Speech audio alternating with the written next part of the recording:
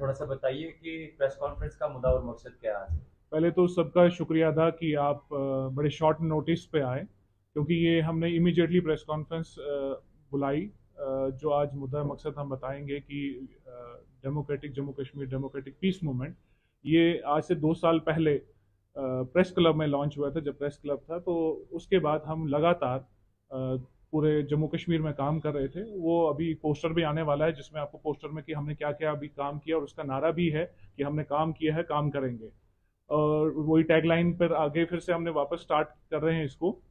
बीच में आपको पता होगा कि फिर वो सारा का सारा मर्ज हमने, जब आज़ाद साहब ने पार्टी लॉन्च की थी टैगोर हॉल में, वो मर्ज किया था। और हमारी फिर उसके बाद सारे के सारे जो लोग थे वो रिजाइन 30 अप्रैल को हुए।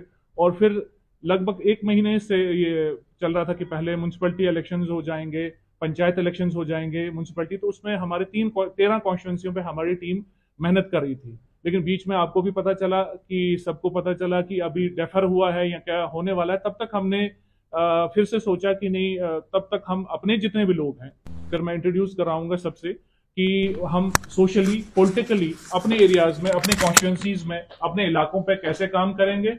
हम एक दूसरे की मदद करके कैसे वहाँ के जो बर्निंग इश्यूज हैं, वहाँ के जो पॉलिटिकल इश्यूज हैं, वहाँ के सोशल इश्यूज हैं, कैसे उभारेंगे एडमिनिस्ट्रेशन के साथ, या कोई एनजीओज या कोई डिफरेंट ट्रस्ट है उनके साथ कैसे मिलके हम अपने इलाके में अपने लोगों के बहबूदी के लिए कैसे काम करेंगे।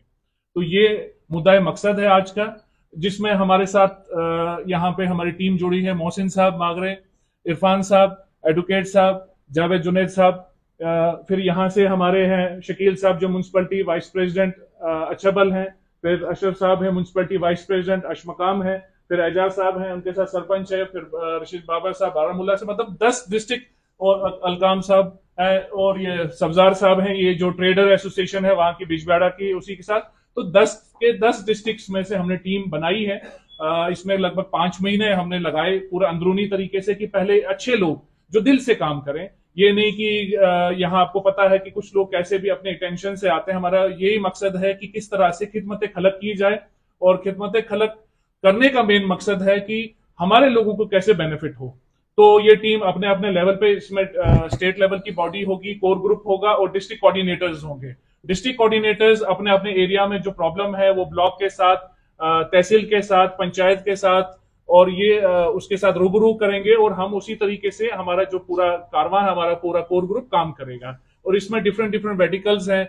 ये अभी हम प्रेस रिलीज भी आपको दे देंगे जिसमें पूरा वर्टिकल्स दिया गया है। एजुकेशन है, हेल्थ है, एनवायरमेंट है, सोशल इश्यूज हैं, पॉलिटिकल इश्यूज हैं, डेवलपमेंट इश्यूज हैं, ट्राइबल इश्यूज हैं। इन सारे इश्यूज को लेकर जो ऑलरेडी हम काम कर रहे हैं, अपने अपने जितने भी लोग हैं सारे एक्सपीरियंस होल्डर हैं, कोई स्पोर्ट्समैन है, कोई एजुकेशन फील्ड का है, कोई कहीं का फील्ड का है। तो ये सारे एक्सपर्टीज मिला के हम सोसाइटी के लिए कुछ ना कुछ करना चाहते हैं और कर रहे हैं।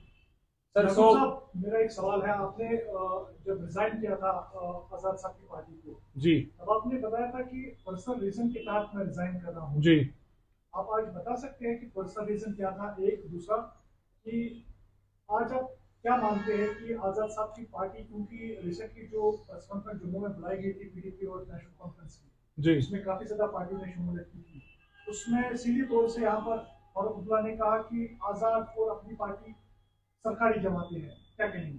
देखिए, पर्सनल रीजन बिल्कुल आपको भी, मैं तब जब ये रिजाइन दिया था तो आपके पास पहुंचा था, आपने भी न्यूज ये कैरी की थी।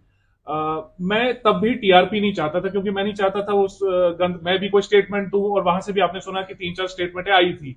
हमने कोई यहाँ से स्टेटमेंट हमारी टीम से या हम में से किसी ने नहीं दी, क्योंकि हम नहीं चाहते थे कि उस गंदगी में या उस दलदल में फंस जाएं कि मैं यहाँ से दूं फिर वहां से दें, फिर वहां, जैसे आपने देखा पिछले 1 साल से जब तक आजाद साहब ने पार्टी बनाई, फिर कांग्रेस वाले कुछ बोलते हैं, फिर आजाद साहब वाले कुछ बोलते हैं। तो मैं वो नहीं चाहता था, क्योंकि हमारा मकसद है ग्राउंड में काम करना। जब पार्टी में भी थे तब भी चुप करके सर दबा के काम कर रहे थे अपने एरियाज में, यहाँ खासकर कश्मीर में। सिर्फ एक मैं छोटी सी एक वजह बताऊंगा कि वजह बनी कश्मीर। मतलब जब जब मैं कश्मीर में आया तो कांग्रेस के टाइम में भी वजह बनी, और अभी भी, कि जो कुछ सीनियर लीडर्स थे उनको मेरा यहाँ पे आना बर्दाश्त नहीं होता था, क्योंकि मैं जब भी लोग जोड़ता था दिल से जोड़ता था।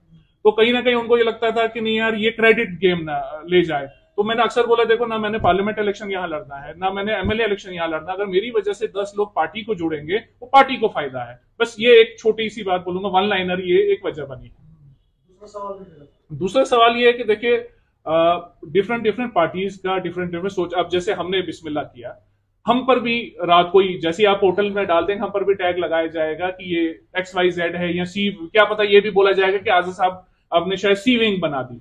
तो ये बोला जाता है, इस पर मुझे लगता है ना उनको ध्यान देना चाहिए ना हमें ध्यान देना चाहिए, अपना काम करना चाहिए, क्योंकि इस टाइम सोसाइटी को एक अच्छे रिप्रेजेंटेटिव की जरूरत है, वो कहीं ना कहीं कमी है। ये सवाल मैंने इसलिए पूछा क्योंकि आप आजाद साहब की पार्टी से काफी ज्यादा डीपली मुंसलिक थे, तो आप क्या मानते हैं कि उस स्टेटमेंट में वजन है कि ये सरकारी पार्टी है?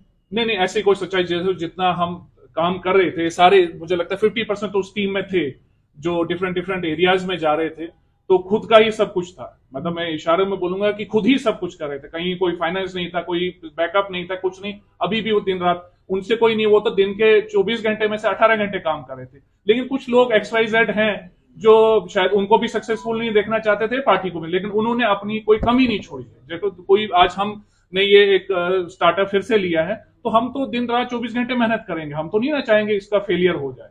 Sir, as you said by yourself that you people were already ready for the elections in Jammu and Kashmir. So, what you feel being as the young, I can say the political leader from the Jammu and Kashmir, would you feel that what could be the major reason that elections are not being held in Kashmir as well?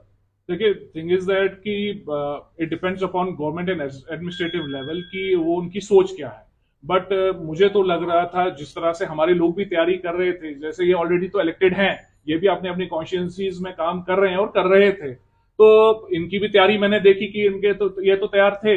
अब security reason है या parliament election है या बीच में ये भी है कि जो 5 स्टेटों में इलेक्शन है, मे बी द रीजन ये भी हो सकता है कि अभी डाइवर्जन सारा उस इलेक्शन में है और उसके बाद में भी कुछ हो जाए, बट हम तो तैयार हैं।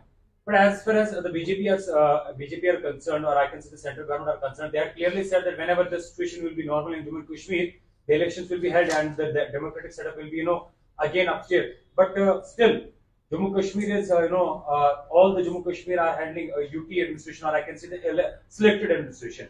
So, do you feel that government of India should, held elections in Jammu and Kashmir here?